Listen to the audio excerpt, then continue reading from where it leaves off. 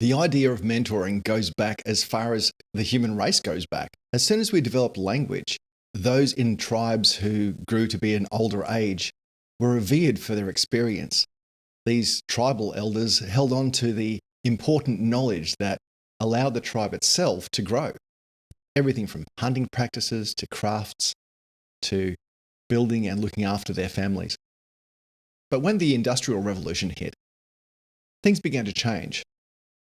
The elderly became less revered and more of a burden on society because they simply couldn't do the hard work required in the large factories that were being built or even the large agricultural areas that were being tilled and used to feed hundreds or thousands of people.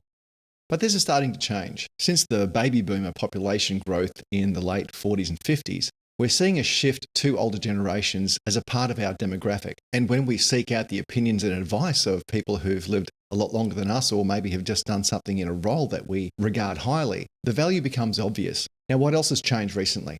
Information used to be held between our ears. When we developed writing skills, then we could capture that knowledge in books. And now it's on the internet. All the knowledge we could hope for is at our fingertips. If we want to know how to make a bed to military standards, or we want to learn how to change the wheel on a car, all these things are just a tap away. So where is the value now in the experiences and the knowledge that people who've been around the industry longer actually hold on to? In my personal view, the value of the tacit knowledge that someone has because of their experience within one or more industries is so important to individual growth for those coming through the ranks, so to speak.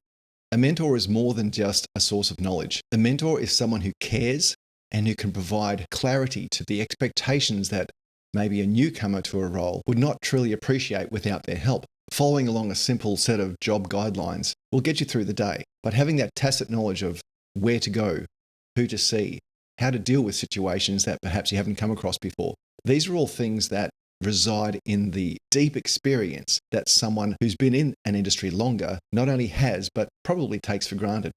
So mentoring itself isn't a skill as such. It's more about your ability to communicate.